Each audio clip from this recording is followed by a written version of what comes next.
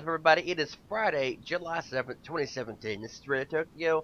Got some awesome stuff to talk about today. We're going to talk a little bit about Spider-Man. I'm going to give Nick 5 minutes where I talk about Spider-Man because spoiler alert, I kind of know what happens.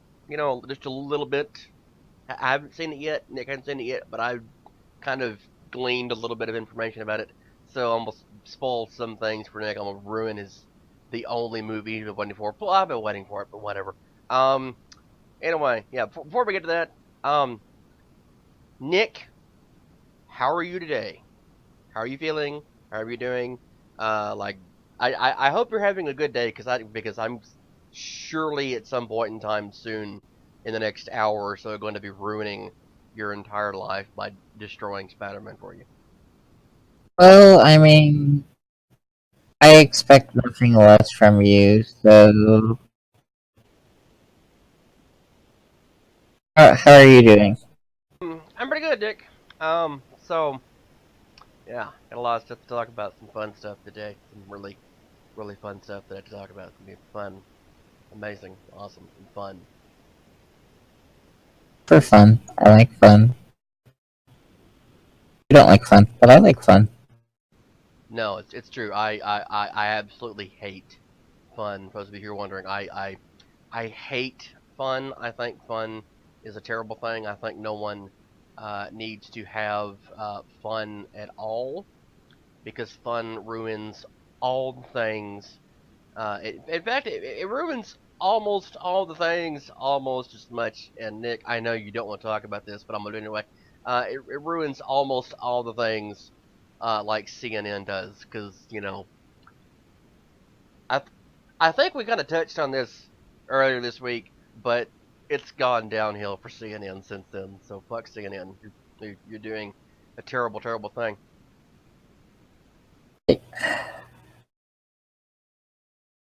Okay, I'm kind of split on this. I understand where CNN's coming from because, well, I would be tired of people me constantly for whatever reason. Donald Trump is owning CNN in any way, shape, or form. Is one of the major news companies in the world. I understand why they're getting pissed off and to retaliate against people that are trying to some shape or form. But on the other hand, I think it's rather stupid that they're trying to some guy that made it a gif of Donald Trump CNN uh, CNN on his head. It's just there's so much stupid going around. To be mad completely at CNN. I just can't.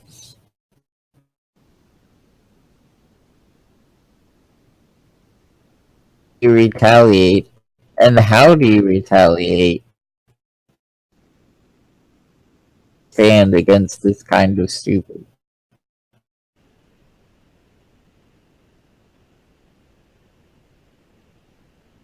You don't retaliate it because I mean, okay, here's the my thing with this. I'm not split on this because while a company deserves the right to defend themselves over whatever reason you have, um, you do not reserve the right to how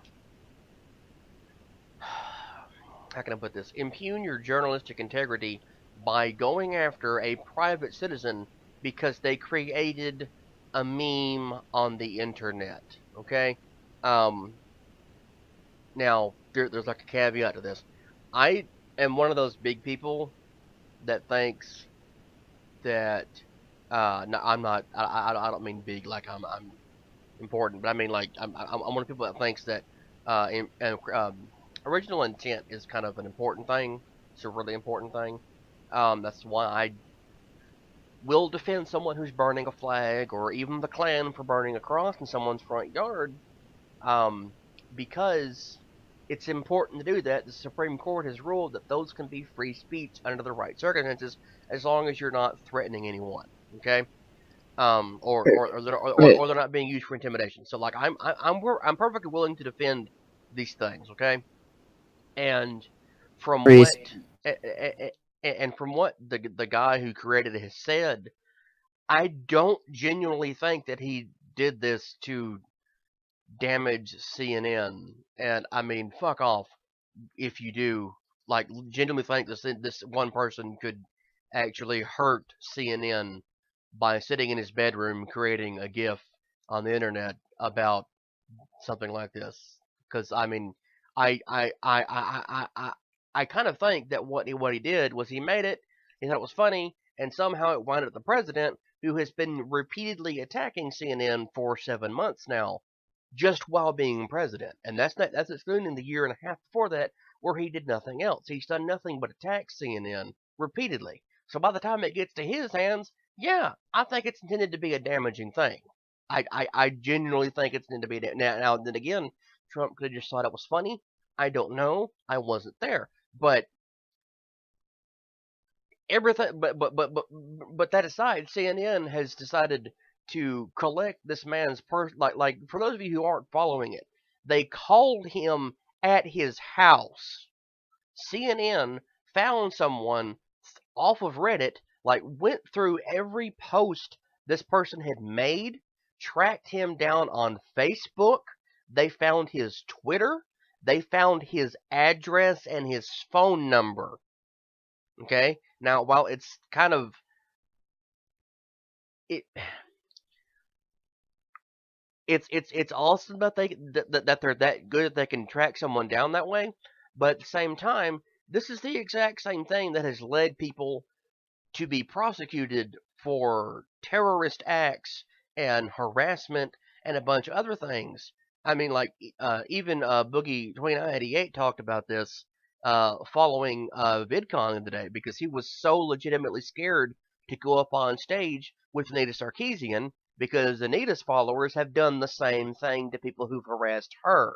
Okay, but for those of you who don't know, Boogie has had a hit put out on him, and they somehow got the wrong address and went to his friend's house. Now the friend wasn't hurt or anything, but it's gone that far. CNN is basically using these same tactics. Now I don't know, because I wasn't part of the conversation. I don't know whether CNN said whether you retract what you say, or we're going to blackmail you. But there's literally no other way around this. CNN blackmailed somebody because they were threatened by an individual, a private citizen, mind you, who made something and put it on the internet, like one little individual. And instead of going after the president, who is the one who's actually using it and using it to attack them, using it to incite anger and hatred against CNN, they go after the creator. Now, well, that's awesome and wonderful. That's a I don't want to say this and sound like an asshole, but that is kind of the response that the Jews have had to the Nazis. Like, it's like this whole reason that occasionally you see a story pop up, like 97-year-old man arrested for being at Auschwitz or something like that. Like they're genuinely hunting down every single person involved because they want to prosecute them. And while that's wonderful, because there were some terrible things that were done, by people who fought for Germany, at the same time, it's been nearly 80 years. And and like there's not that many people alive now who were alive then or who remember it, and it's kind of like, well, you can leave it go, just let it alone, and it's fine, and move on. But No, it's no, not fine. no, It's not no, fine. Sean. It's not fine. Okay. Worst comparison. I'm It not is saying literally the worst comparison you could make. no. It's not a worse comparison. No, Hang on. It's no, not. It's not no. the worst I comparison. am literally no. It is that. Wow, no. John, that is terrible. It is literally No, terrible. it's an apt You have just comparison. been the biggest. I That is the most asinine thing you've ever said on the show. Ever. But there's a reason I'm saying it. There's a reason I'm saying it. What CNN is doing is essentially a witch hunt of that same degree. Like it's like we're living in Salem right now. They're going after a private citizen for something that they did that had no, like this one man by himself isn't going to damage CNN. The president of the United States is doing a hell of a lot of damage to CNN. And my thing is, why are they going after this one guy, this one person, when for 30 some odd years now people have repeatedly gone after CNN for how they cover things. When we had the Boston Marathon bombing, what CNN did was made up shit. Like on live TV, they made facts up, literally just pulled shit out of nowhere just to keep their views up. They kept insisting that for like an hour or so that there were suspects that had been captured, and they said that they had been speaking to police officers. They knew who it was and everything, while the Boston Police Department was still out looking for people. Like they're still out looking for these suspects. People are still possibly in danger, and CNN is outright making shit up. That's not cool to me. And in this instance, I don't know why when someone calls them on that, and is actually making an actual threat to their journalistic integrity because they have made shit up while people are in danger. Why do they ignore that? Why is it just this one thing that does no damage to them? And like that's where the whole witch hunt comparison comes in, because if you're going to go after witches, go after them all. And the biggest witch right now is the one sitting in the White House, because he's the one who's been making all the attacks against them. And I just don't get why they're doing that. Like why are they going after this little person first and not the big person that they know they can get? Why are they not turning this back around on him and showing, hey, you're wrong. You're entirely in the wrong for this. I'm And if pretty you had, sure they have and if you done. had let me finish my original point about bringing in the Nazis and everything like that, you would know that what I was going to say, and this is the important part, the big Nazis were already long since taken care of. They were almost all captured within 10 years of the end of the war, maybe 20. In fact, Adolf Eichmann was put on trial in the 1960s when he was captured. And for those of you who are wondering, if there is some big overarching theme here, and that what the Nazis did was because they were genuinely evil people. No, Adolf Eichmann actually said that he did what he did because he was told to do it, because it was the law and he was following the law. And like it's damn terrifying when you hear someone say something like that to me. Like I mean, like, and the reason I'm even mentioning this is because people have continually said that CNN is just this big evil organization, or that Trump is evil. I'm like, no, they're probably just doing what they think is the right thing, and other people are looking at it and they're like, well, no, that's not okay with me. And that's kind of what I think CNN is doing. Like they're doing the definite wrong thing, especially because we have, I think it's Sarkeesian, we have Gamergate, we have Boogie being threatened. Like it's a common thing on the internet to find someone using, like, I'm aware it could happen to me, it could happen to Nick, it could happen to anybody that I know on the internet, that does a YouTube show or is a streamer or whatever. Like we could have someone figure out who we are, come to our house because they disagree with us, and it's a genuine threat. And when you just had VidCon be over with, and you had that thing like it, goddamn, um, at VidCon, like there was this big derailment for a little while in one of the panels with Nita Sarkeesian up there, because someone who disagreed with her on the internet shows up and she starts calling him out in person there and completely derailed the whole thing, and it's just gone haywire.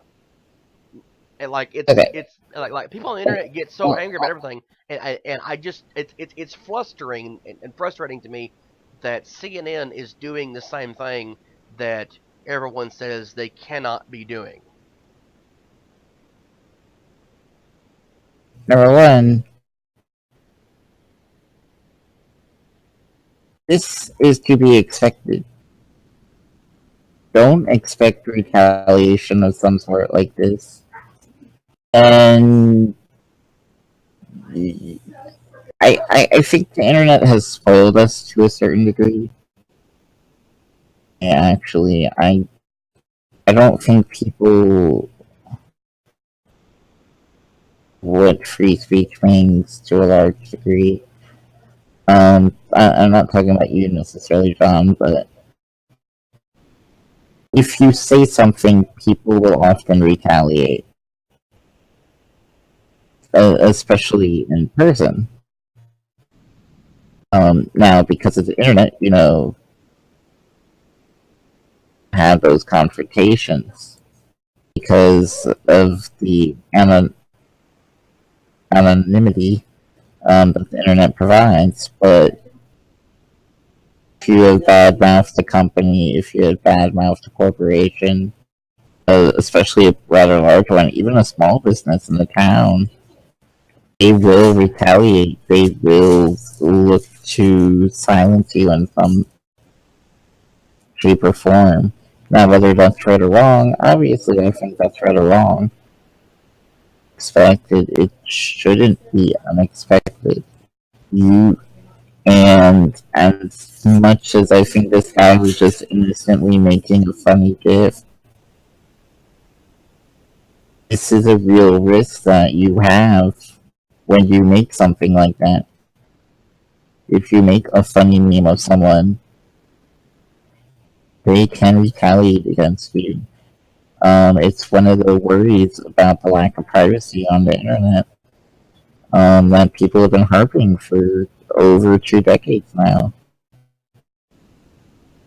But the matter is that there is very little privacy on the internet. There is very little privacy. You can find your opinions and do what with them.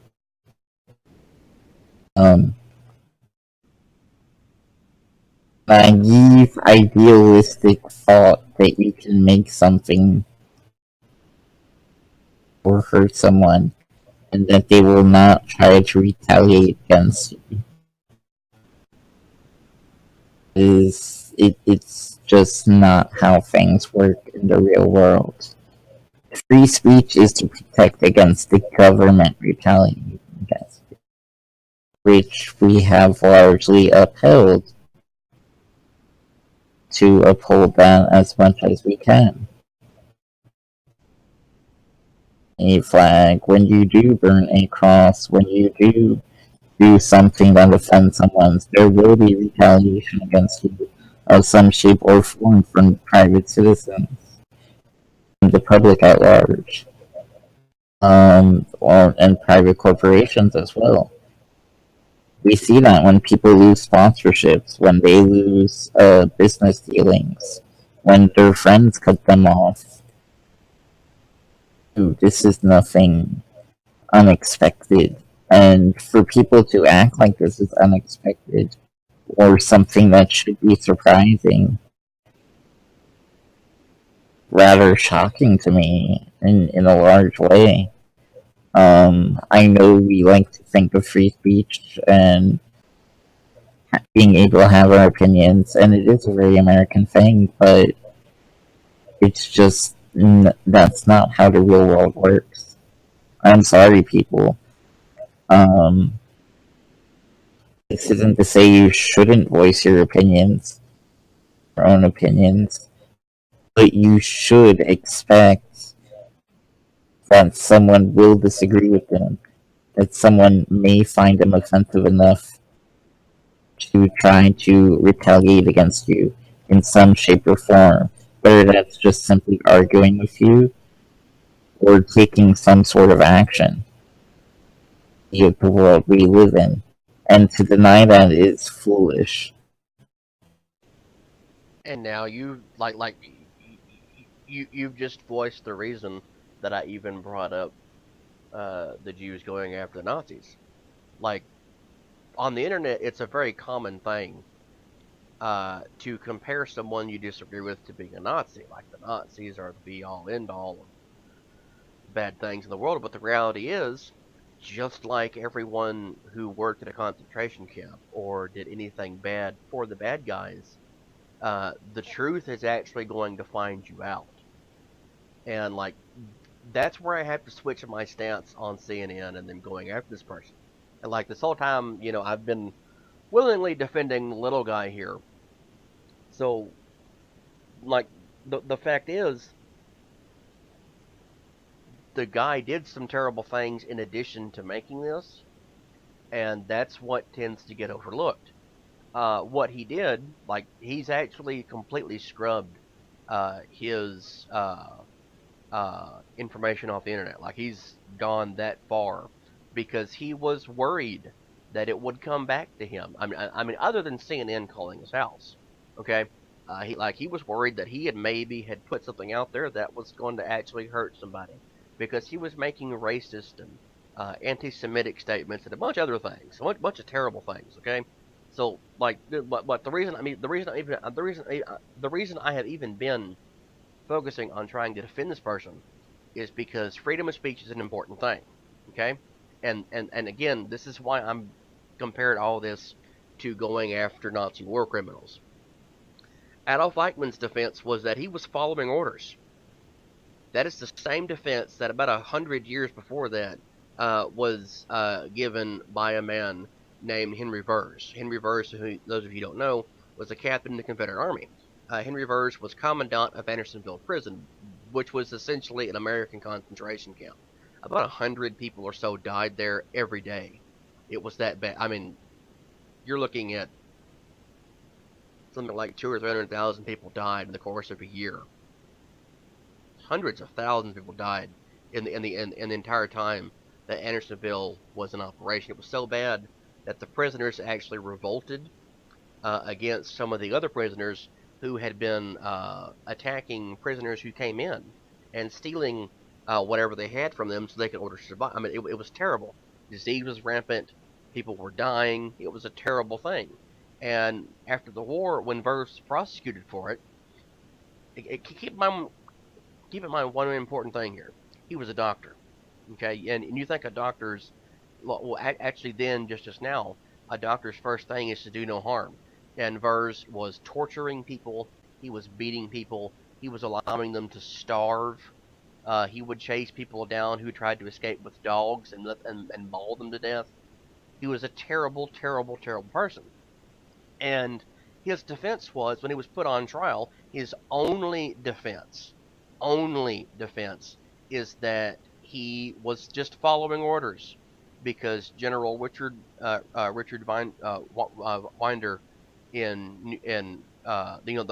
the overall commandant of all Confederate prisons, the person in charge of all that, was just not giving him enough resources.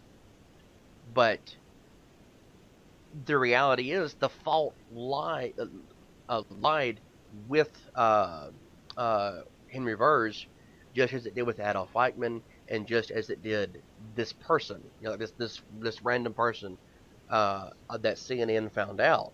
So, like, as harsh as I'm being on CNN and saying they had no right to go after them, which personally I don't think that they did. I think they should have handled it being the president and what the president did, because the president was using it to incite anger against CNN. Like, that's a far larger threat to me than the individual person. But at the end of the day, the responsibility does still lie with the creator of it. And I think that's the most brilliant thing about this, is that CNN went directly to the source rather than going to the way it was used. Like, that's, I mean, it is genuinely surprising that they would do that, because whenever you see it happen, and like you see it happens, and it changes the focus on things for a little while. And the reality is that no matter what Trump says or no matter what Trump does, there's always little people out there who are still going to support him and still going to be saying things that he says.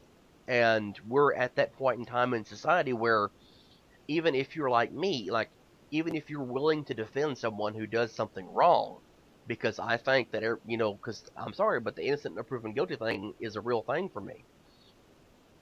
you are ultimately responsible for everything you say and everything you do. And just like Nick, you saying that what I said was the most asshole thing or so, it probably is.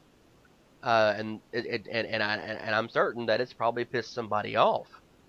But the reality is, It pissed me off. but hang on, let me finish. But like, I'm perfectly willing to own up to having said that because there's a reason I said it, and you voiced it entirely. It's because it doesn't matter what someone tells you to do or what you or what else. In the end of the day, you are ultimately fucking responsible for everything that you do. And in a way, I'm actually glad that CNN went after the source and not the president. I'm sure they're going to go after the president in their own way, but people, or it should at least raise the awareness of personal responsibility. I think people really need to take into consideration more our personal responsibility of what we make, what we say, what we do. We are ultimately, like you said, responsible for everything. Uh, the government might not be able to do anything against us. Carte blanche to do whatever you want.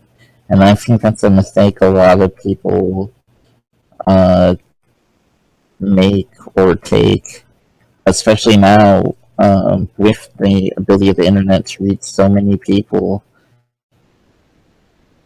Before the internet, you would be face for the people in your town, in your area, maybe in your city if you lived in a bigger place like New York or LA. And to a large part, although we certainly have free speech, on the line, if you said something that hurt or offended people, the public in your town would let you know, certainly, in no uncertain terms, whatever method they chose, whether that was ignoring you, firing you, not doing business with you. Like I said, free speech is not carte blanche to do whatever you want, say whatever you want, do whatever you want. It is a freedom, certainly, but there are prices to be paid, you say. You know, I think this is possibly the greatest segue ever because, um, like originally I wanted to talk about World of Warcraft stuff, and we still can because it's still relevant to this topic. But I want to mention Spider-Man because I told you I was going to ruin Spider-Man for you and for everybody out there. Um, this And entire time I've been like looking up reviews, so I kind of know what happens. Um, and like the reason I say like this is a great segue into this. Um, the whole thing with Spider-Man and with any superhero is their secret identity. Okay, and this is where I think Marvel is the most relevant. Okay, like the absolute most relevant it will ever be. If you look at the MCU from Iron Man forward, ignoring the Hulk. Sorry, Nick, I'm ignoring the Hulk. But if you look at the MCU, and maybe even Captain America to an extent here, but this is important. Um, this is where the Civil War storyline in the MCU is far better than it was in the comics, and I'm sure you can agree with this. Because Iron Man, right up front, represents personal responsibility. He acknowledges who he is. He acknowledges what he's done right from the word go. Um, and that's why in the time of Spider-Man, which kind of immediately follows, well, the earliest part of it, spoiler alert, it kind of starts to follow the Battle of New York. And now, what I'm saying is not really anything that's not hinted at, sort of, in the trailers and everything. But the reason the Vulture gets his abilities in the movie is because he steals Chitauri weapons. Like he goes around and litters it, and well, not litters it, but like he I, grabs pieces of it. Hang on, and I, Tony. he doesn't exactly steal it. It's actually up to collect it, and he just doesn't turn it over like he's supposed to. Which I But, suppose could be stealing, but but see, that's where Tony Stark comes in, because in the movie, and again, this is not anything that we didn't know 6 months ago. Okay, so like it's spoiler alert if you haven't seen it and you're not keeping up with it. But Tony Stark puts the Vulture, the real person that's fighting the Vulture, out of business. Okay, because he creates an organization and works with the government to clean up New York City. That's why it's so clean later on. By the time you get to the other Avengers movies, that's why New York looks the same. That's why Stark Tower's been rebuilt. Is because he invests his fucking fortune in doing it. Okay, that's the reason. Okay, um, but contrast that to Captain America, and traditionally I am on Captain America's side. Like during Civil War, especially the movie, I'm on Captain America's side. I have been the entire time because I think Captain America is right in a lot of ways, but this is where he's wrong. Okay, this is the reason I'm bringing it up. Um, the whole point of the Civil War storyline, the way it was marketed, was to try and get you to pick a side. Like, whose side are you on? Are you on Iron Man's side or Captain America's side? And the reality is that Tony Stark, the entire time, has been preaching about personal responsibility the entire time, because he really like the whole reason the Wachovia Accord and everything were created is personal responsibility. These people are doing some things that might be damaging. They might be hurting people. In fact, we know that people are dying because of problems created by the Avengers even existing. And he says that all their information, like their names, their families, everything will be public. And Captain America says, no, you can't do that. It's not right. It's the wrong thing to do. And that's where the segue for this comes in. Because the only person, and I cannot believe I'm going to say this, the only person who is immune from all of this, who is able to basically sit above it, is goddamn Spider-Man. The 17-year-old kid from New York is the only one who is not involved in this, because he's coming along and coming to power after the Civil War has happened, after people have been locked up in the raft, after all these problems, and here he is in New York trying to live his life, and he manages to do it. Okay, like he's a little individual, and like the running theme of Spider-Man, just like with any superhero, is finding out your true identity. Okay, and that's why I think that whole lead in with Trump and saying everything, like it works with this. Like in the context of what goes on in Homecoming, it works for me. But that's that's the most of the spoilers I'm going to give away. Is that if you're following on what's going on in the news, you'll probably enjoy Spider-Man: Homecoming, because it's that same theme. Like it's the same theme, and this is where Uncle Ben's information is right. Power comes, like great power comes with great responsibility. If you're going to do something, it matters. And point being, I'm saying that Spider-Man. Damn, I don't want to say this. Spider-Man is the untouchable one out of Marvel. He's pure, he's innocent, he's perfect. Fuck you, Nick. I feel like somehow I've won a great victory today by doing nothing and just letting you talk. But see, I kind of don't want to. here's the thing.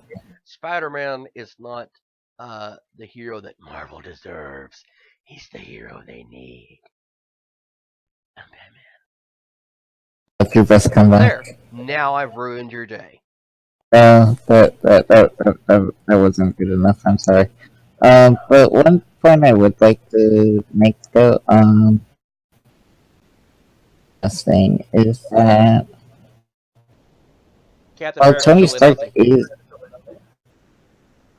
while Tony Stark is about personal responsibility, he perhaps in many ways takes the least personal responsibility.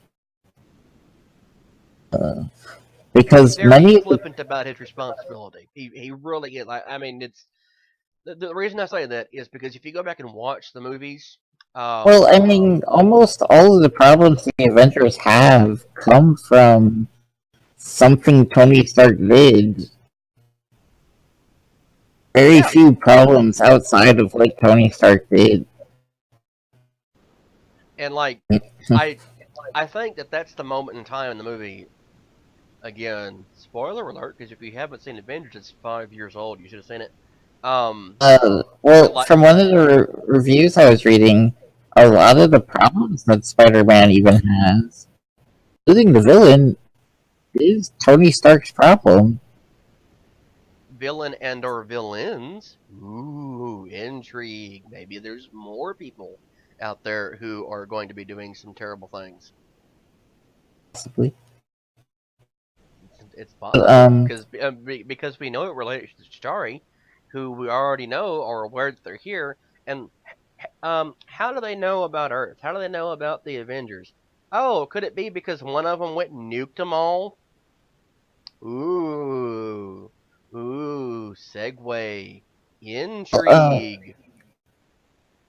well, I mean, just for example, not trying to spoil too much of anything, but in this movie actually, because we know Tony Stark enhanced it, and Spider-Man times tries to use it, it actually gets him into more trouble. Didn't know what to do with it, and Tony never explained or trained him in how to use.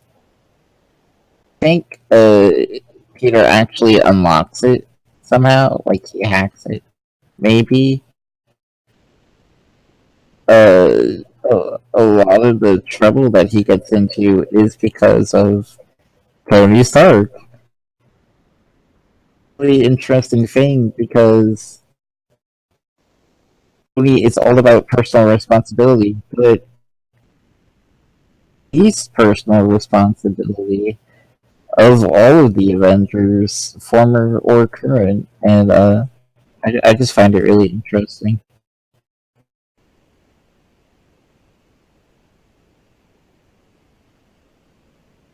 Excited to see the movie.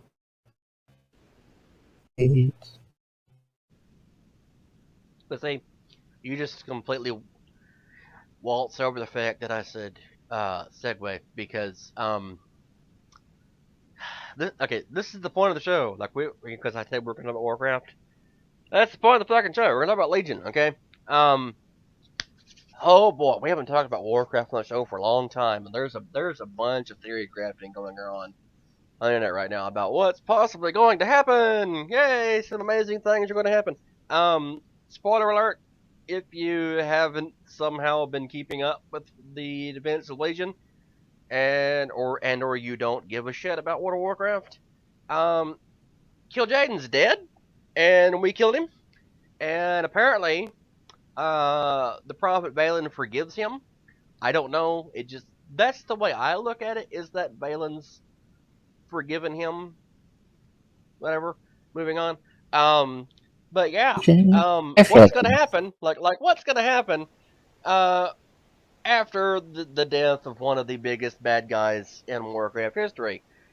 Well, thanks to Illidan Stormrage, he has opened a portal, or rather a rift or whatever, between Azeroth and between Argus, the home world of the Draenei, which, by the way, they were originally not Draenei, they were originally the Eridar, which is what. Oh, wait, all these years we thought only the demons were. No, they're all Eridar. So, in other words, if you're playing a Draenei in World of Warcraft, you're actually playing an Eridar. Because they're the bad guys! Yay! They're the bad guys! Hooray! They're the bad guys. You're a bad guy. That's the point. Okay, like you're really a bad person. You're just a really good bad person. It's sort of like having the the dreadlords and everything show up. But anyway, we get to do something really awesome in the upcoming patch, which is probably going to be out. I would say September-ish, maybe just guessing. We get to go to Argus, and of course, the entire time you're on Argus, Azeroth is right there. This big, beautiful blue ball of water and land, and everyone like. When I saw this, I thought, uh, we the first reaction I had was Carl Sagan. You know, it's like everyone you ever known, everyone you ever loved, all the good, all the bad. It's all right here in that blue dot. But there it is. So we actually get to see Azeroth from the outside for a change. Like finally, we get to see our little home world here, and it's great. It's beautiful. It's wonderful to me that we're getting to do that. But some It's shit's gonna happen on absolutely Argus. gorgeous. It is like this is the best looking thing Blizzard's ever done. And here's an interesting thing. My computer is not really capable of operating on the ultra settings for very long. But I did intentionally put it up on ultra because I got on the PTR and everyone knows PTR is laggy and terrible. But I got in there, put everything on ultra, and I'm like, you know what? I just want to see it. The way it looks on ultra is exactly the way it looks on normal gameplay. It is that giant thing. Like if you're watching at home right now, you're getting to see it on screen. That's what Azeroth looks like, no matter what your graphic settings are on the game. It's beautiful. It is one of the most amazingly rendered things I've ever seen in World of Warcraft. It's like it's just astounding to get to sit there and look at it, and like you actually get to see the twisting nether kind of like move through the air a little bit. Like it's a much better version of what you see in Nagrand or anywhere else in Outland. Like you're seeing it from the outside in. It's like holy shit, it's beautiful. It's amazing. And occasionally, if you just sit at the point where you kind of spawn on Argus and watch these fleets of Legion ships, watch you just kind of slowly come across the sky, and they all go down to Azeroth. It's beautiful. It's really well done. But that's kind of what leads us to what we're going to be seeing in 7.3 and onward is that, oh, look at that. There are still Eridar here. Not the corrupted ones for the Legion. I'm talking about the ones that are Draenei. You know, like the broken Draenei that we thought that were created with the destruction of Draenor. Apparently, that happens a lot. Or, alternately, it doesn't happen a lot. And what we have is, like, the playable race are actually the corrupted ones. Because, oh, guess what? They are. The reason the Eridar, like the demonic Eridar, look the way they do is because they're the ones who have been corrupted by Fel energy over time. Originally, the Draenei all looked like the broken that you see in certain places. Apparently, I don't know why Valen doesn't, but whatever. That's a side point. But apparently, the broken that exist here have been fighting the Legion for a very long time. We're talking 10,000 years or so that they've been living there and still hiding on what is essentially the Legion's home world. Now, it's not. We know it's not. You know, but like this is where the big people live. Like this is where Kill Jaden lived. This is where Well, we could say their capital world. yeah, basically like it's their home world, and it's where all Archimonde. I'm trying to think of his name. Where Archimonde and Kill Jaden had their palaces. Now, of course, we have no idea where Sargeras is. We're probably never going to find out directly, even though we are.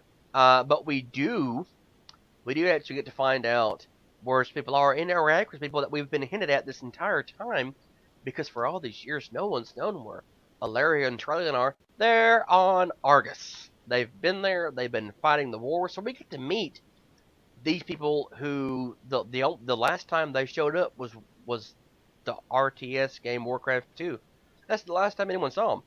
But they are hinted at as being around, and Trellian did manage to send a message to the players, because you recover it, like that's part of your Order Hall campaign, and it's cool.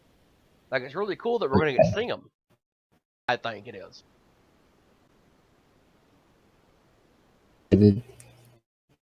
Um, darn it, let me just follow what I missed. Well, while you're thinking about We're not just going to Argus. Apparently, we're going to be visiting various worlds. Yes. Because thanks to Illidan, who, by the way, I just want to point one thing out. I have been right about Illidan Storm Rage for fucking ever. Okay, like, I didn't play Warcraft 3 until after I started playing World of Warcraft. But when I played Warcraft 3, I played all the way through it. I played all the way through the expansion for it. And I began reading and, because I was curious. Why is Illidan important? Illidan has been right all along. And everyone who said that Illidan's an actual bad guy, he did the wrong thing, he betrayed his own people, which is what he was accused of by his own family, you're wrong. Illidan is not wrong. Illidan is the good guy. Illidan is, I don't want to say this, but Illidan is basically Tony Stark. He got a glimpse of what was coming for us, and he said, okay, we have to get ready. And this is what we're getting with Legion. And this is why Spider-Man is a great comparison to Legion. That's why we started off with that. That's why we went with all the personal responsibility and shit. Yay! Master plan worked! Yeah! Anyway, I'm just shaking my head here. Do what?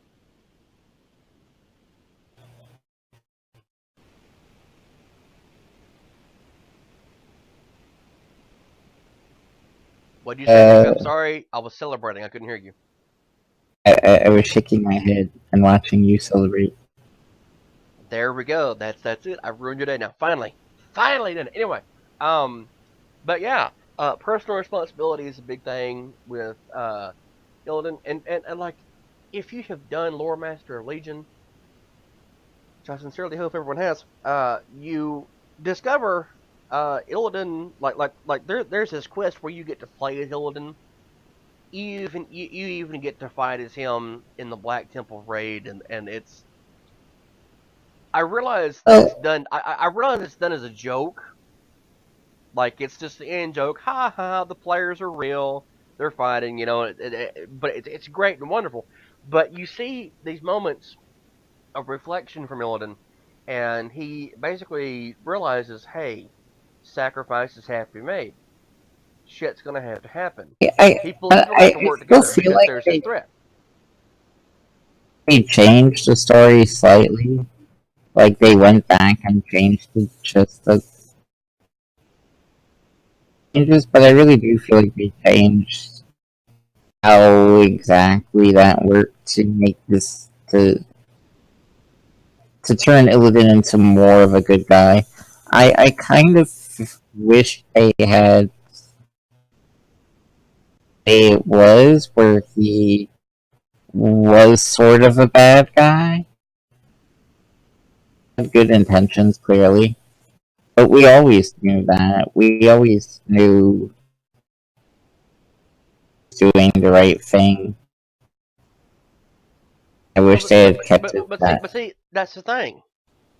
If you play through Warcraft 3 and because you actually do get to control Illidan as a character, if you pay attention to what he says and what he does continually, and like you read the canonical backstories, and this, like, for as much as I bitch about Richard Knack, as much as I bitch about him, he created the backstory for Illidan, like everything he does in the War of the Ancients, that you get hints of in the game that Blizzard has said, yes, this really. That's why, as much as I complain about Ronan being a character, him being included in the game and him doing what he does in the game is Blizzard saying, yes, all this stuff happened. Okay, so like all this backstory we've had for Illidan for years, it really, I don't want to put it this way, but it humanizes him, lets you understand why it is what he's saying. And from the word go, with the creation of Illidan Stormrage being a character, the word go here, Illidan understood what was happening, okay? Because, I mean, you know the whole thing, Illidan had amber eyes, he's destined for greatness, and then, oh no, he's suddenly and inevitably betrayed us. He's using demonic power against us. He's murdering his own people. What will we do? Look at what you were up against, goddammit. It was the first invasion of Azeroth. The Burning Legion was coming onto your planet, killing your own gods that the Night Elves and every other race interacted with for all these years in peace. The Legion was coming for you. And Illidan made a deal with Sargeras. Now this is actual canonical events here. Illidan makes the deal with Sargeras that he will help Sargeras be able to capture Azeroth. And the entire time, Illidan is obviously lying about it. So he makes this deal, and Sargeras creates the first demon hunter ever. He imbues him with demonic power, which is why Illidan has those burning eyes. This is why demon hunters had the burning eyes and everything, because it's actually a portion of power from the Burning Legion. And Illidan inspires other people to be demon hunters. And the way a demon hunter works, if you've played one in the game, you get kind of a hint at this. You absorb demonic energies. Okay, basically what it is the demon hunter will find a demon and basically absorb their soul. So who is it whose soul, whose power, whose ability has Illidan consumed, Nick? Sargeras? That's right. That's right. Illidan contains within him a portion of the fallen Titan's power. He knows everything that Sargeras does. He sees everything that Sargeras does. He's capable of telling what the Legion is going to do and using their own powers against them. Holy shit, that's kind of an important thing. He's not a bad guy. He's never been a bad guy. He was the one who realized that it was the Legion that was controlling Arthas. It was the Legion that created the Scourge. It was the Legion that had led to all the issues with the Blood Elves when they turned evil. Illidan saw this. He knew it was going on. That's why he called the Naga back up, because he had to turn them against their own creators. He had to turn like the Illidari demons, like the ones you see in Black Temple, the ones that we kill in the raid. That's why he turned them back around, because he had to use the Legion's power against itself. He had to unite all these disaffected forces that were here as a result of the Legion and turn that shit back around on them. And lo and behold, here it is. Oh, it's great and wonderful now that Blizzard's done this in Legion. It's amazing. It's wonderful. And I'm like, holy fuck. This has been the goal the entire time. This has been the goal the entire time. And I know that we don't see what Gul'dan sees in like the flames when the rift opens, but I kind of think Gul'dan is getting a hint of what's to come, like the reality of what because we know that Sargeras gives visions, and if you recall, the rift in the sky was red as opposed to being green, which is usually demonic. Like, it's just red fire. So Gul'dan is possibly like it actually burns Gul'dan. So maybe Gul'dan is getting a hint of the future, of what's going to happen, and then that's where Illidan shows up. Like but with 7.3 and onward, with us going to Argus, it's like, oh look, Illidan's been right along. We have to go to them, and that's why that rift in the sky where we get to see Argus, everyone Azeroth. I think that's where that comes into play. But my one concern here, there is a really big issue that I have with 7.3, and it's the fact that as a player, you know, you're hinted that the rest of the Pantheon, like the rest of the Titans, are out there and they're fighting Sargeras. Like for all these years, we've been told that's what's going on. And I remember in one of our earlier shows where we talked about this, we mentioned that you find out that the Titans are dead. Except that in 7.3, we're going to fight them on Argus. We're going to fight the Pantheon. Okay? They have in-game models. Now, the reason, if you're watching at home, you see that giant question mark there, it's because there's someone missing from the Pantheon. Of course, you know, you have Khaz'goroth and Norgan, and everyone else is represented. But there's like a random person, like the blue one that's down there right next to the question mark. Apparently who that is a Titan, never mentioned before now, that is called Argus the Destructor. Now we're going to be on Argus. We're going to fight a person named Argus. It's a Titan. Does that mean that Argus has had a world soul all along and it's been corrupted? I don't know. Because we know that apparently the world soul takes the name of the world it's on. And so Azeroth is called Azeroth, and Azeroth has a world soul. And it's been stated before that the entire reason the Legion is coming here and has tried to invade us 3 times is to get the world soul in the middle of our planet. It's a Titan. Our planet, like, you remember the other day when I was talking shit about Transformers, Nick? Yeah. And all the people on Earth are apparently living on side of a god, like on the outside of a god. That's the same thing. Like, we've been living on the outside of a fucking god the entire time. Okay? And the old gods had tried to corrupt us. That was the reason the Titans spent so much time and so much effort trying to imprison them. So, like, it makes you wonder, if the old gods are imprisoned within Azeroth itself, and Azeroth contains a world soul, and the Titans have made all this effort, and all of a sudden we find, oh, well, they're gone. And we know that the old gods have managed to break free more than once. Does that mean that Azeroth is corrupted? Is Azeroth going to wake up and be a bad person? Like, are we going to have to destroy our own planet now? Are we going to get to wander the stars forever because our planet decided to turn evil and that was the greatest threat that we possibly have? Because that's what Blizzard has been saying all. Not that's what's going to happen along, but that's the possibility. Like, that's the goal. That's the biggest stake of all. And like it's not the Legion, and that's where it makes the most remarkable revelation about Sargeras himself. Like, it's been mentioned before, the reason that the Pantheon turned against him is because Sargeras saw a problem. He knew that the old gods and their masters, the Void Lords, were actually corrupting Titanic souls. They were taking over all the natural races. And so Sargeras goes around and starts murdering nascent Titans, like Titans who hadn't even woken up yet. And that's why the Pantheon turned against him. Who does that sound like to you, Nick? Yeah, Arthas. No, Illidan. That's the same thing that Illidan did.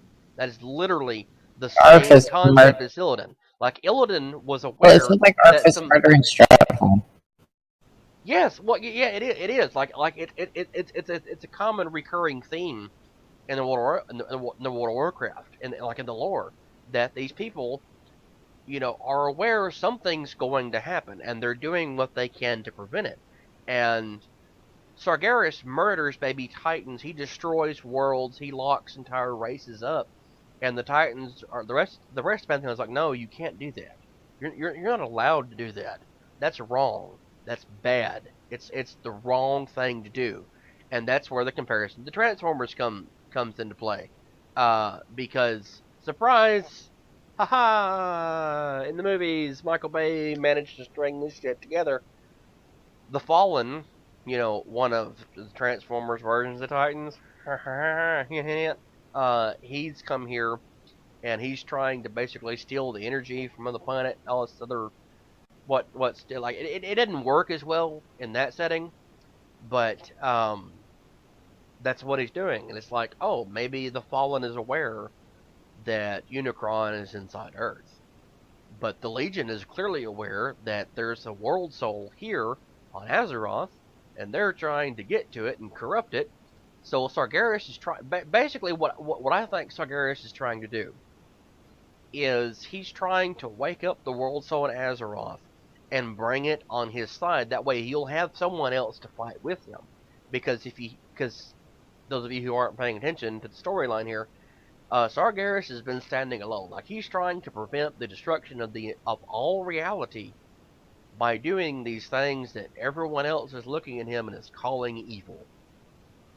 Personal responsibility comes into play. We should have just fucking called the show Personal Responsibility, Nick. Like, I think we really should have called it that, because apparently all the bad guys are doing the right thing because they need to, because it's the right thing to do. Well, I mean, of if it is the right thing to do, or it's just what do is true. Because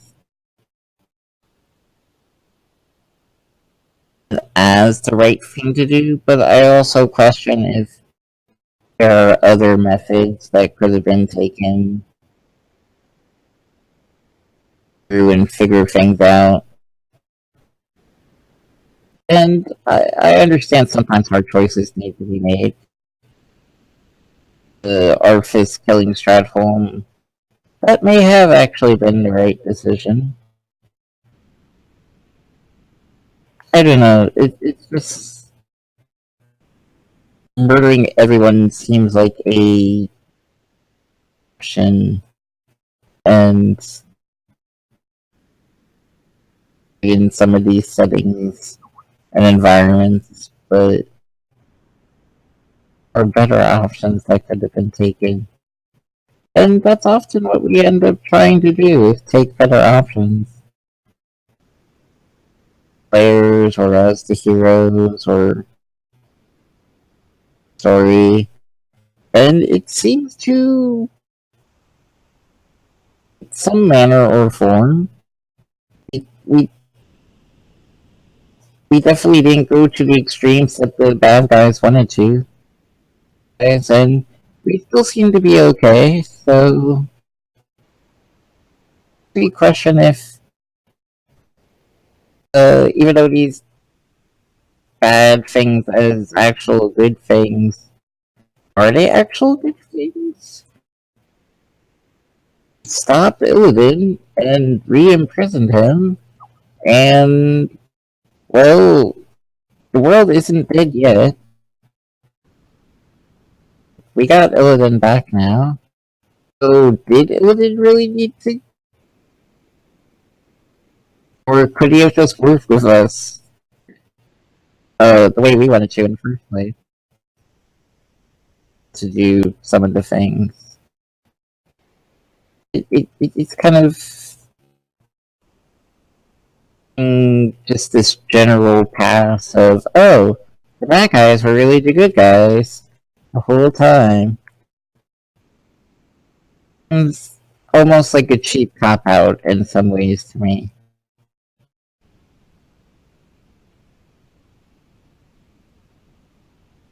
It is, but at the same time, it's not really a cop out. I mean, like, it's Well, I mean, I get the idea. I get the cool. It's a cool storyline. Like, oh, necessary to some extent, and things like that. But to say that they were completely right the whole time, odd to me in some ways.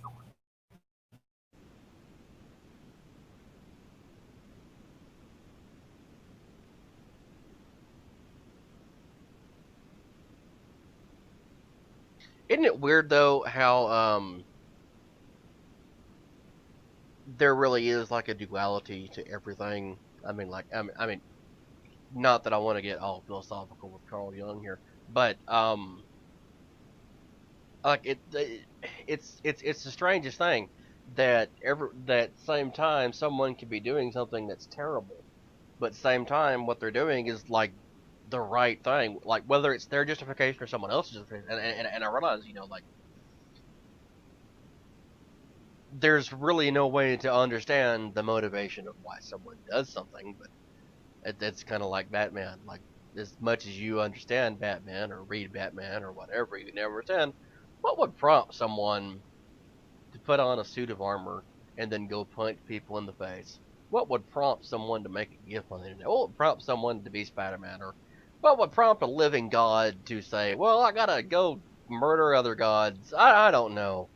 I I don't know where we're going with this topic right now, Nick. What are we doing? What are we doing? That's just we're Are exploring we existential crisis. What are we and what is our purpose? like, it really is the greatest existential crisis of all? Like, why are we here? What are we doing? Are we at the end of the show? I think we are. That would be a weird way Or to end are the we at show. the beginning of the show? I feel like we're at the beginning.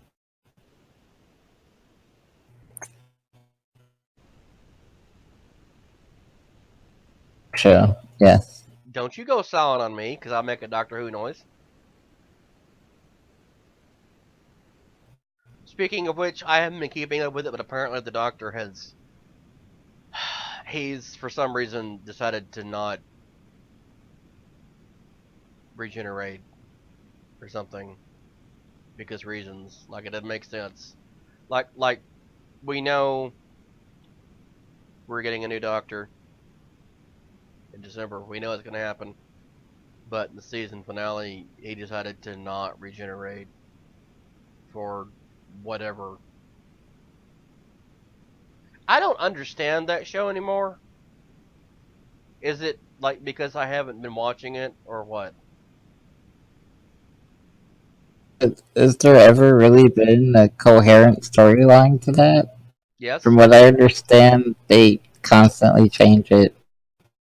No, but I mean, like, I'm talking about the real life motivation, because the gentleman who plays the Doctor right now does not want to play anymore, and he wants to quit because he wants to move on and have another career at 70 years old or whatever, however old he is. Anyway, um, I'm terrible, but on the show, I honestly, the most coherent writing they've had is actually Stephen Moffat, and I say that because originally the storyline was it, it had an actual continuity and it was continual and it moved forward, and then you took the break, and then you had the Christopher Eccleston Doctor came out, and it's still supposed to be continuous, and I think Peter Moffat this entire time has been uh, trying to tie it together, and we get it tied together. But now that he's leaving the show, and we're gonna be losing the current Doctor, Doctor number 12 or 13 or whatever the hell made up shit we're up to now. He's leaving to focus on other things. It's just it. I know I'm gonna have to go back and watch it because I haven't watched it for like a season or two. It's just the weirdest thing to me that the Doctor in real life is wanting to leave, but on the show he doesn't apparently want to, and that somehow after all these years, the whole concept of regenerating to become a new face, to heal all these wounds and everything. It's like somehow all of a sudden, oh, look at that! I can shut it off. He can prevent himself from regenerating, and that is the dumbest goddamn thing I ever. Like, that is the biggest insult to the backstory of Doctor Who I think there ever has been, ever. The reason I say this Yeah, is that sounds because like hang on, the reason I say this is because the original Doctor, the man who played him in the first series, died, so they decided to have the concept of regeneration. So to be able to pass it on to another actor, they had the Doctor die off on the show occasionally, and they would pass on the role, and it was great and it was wonderful because that meant you never had to have someone be there for too long. Like you never really had to have this one person in control of the role, and it was never dominant. It was always progressing. You could always have new things come up. And so now, at this point in time, you finally learned after all these years, a Time Lord can actually stop themselves from regenerating. So, is he actually going to die? Is he going? We know he's going to regenerate around Christmas. So why even do that stupid shit? Like, why not just have it go, and then sometime in the Christmas special, because you're going to have to see him do something awesome. You're going to have him to do that, and then you're going to have, the cliffhanger that you've had where, oh, he regenerates, and you get to see, like, 3 seconds of the new Doctor, and it's going to go, and it's going to be awesome. Like, why are they doing it now? Like, why is he stopping the regeneration, and why is he going in to the Christmas special knowing it's inevitable because he's going to die? He's not going to actually die. He's going to regenerate. We know he's going to. It's already established. It's going to fucking happen. Why the delay? Why not just go ahead and let the regeneration happen now, or let it start in the Christmas special? It doesn't make any fucking sense. Like, for the first time ever, Doctor Who is not making any goddamn sense to me. It's annoying as shit, and I don't get it. And that's where we're ending the show. Doctor Who being confusing. I feel like this is just the normal state of affairs almost for most people. What, having some cliffhanger? What, like we're obviously talking about Doctor Who, and then Monday we're gonna come back and we're gonna talk about, I don't know, puppies or something. It's gonna be like, what the fuck happened? We're supposed to like we'll lead in with Doctor Who for like 5 seconds. It's like, oh, it's a new show. We're yay, things have changed. Yay, my interest is peaked for another hour. Did we just regenerate as a new show? I don't know what happened. Ooh, woo! Yes, we regenerate between episodes. So, like, it didn't matter what I said this episode, or the last episode, or 20 episodes ago, or what you said, or what you say Monday, or next Wednesday, or 3 weeks from now. It doesn't matter. It's a new show. You're gonna come watch us. Watch us. Watch us. Watch us. Join the cult of Radio Tokyo, apparently. I'm just confused and scared. We should end the show now. Yeah, we probably should. So anyway, thank you for watching. Thank you for listening. Thank you, Nick, for being a good robot this week and, keeping me, whatever it is, I keep you right. I don't know what you do anymore. Anyway, please remember to like this video, comment on it, share it, subscribe it. Like us on Facebook, go to our Patreon page, give us your money, tweet at me, and for whatever reason, Twitch is still... We still have the Twitch. Like, I know we've been talking about getting rid of the Twitch for a while, but we haven't yet. I don't know why. I think because I don't know whatever reasons or purposes we have for keeping a Twitch. Nick, why do we still have Twitch? Why have you not ever put anything on Twitch? It's entirely your fault. You control the Twitch now. I control it now? Yeah, like, you're in charge of our Twitch. Why are you failing here?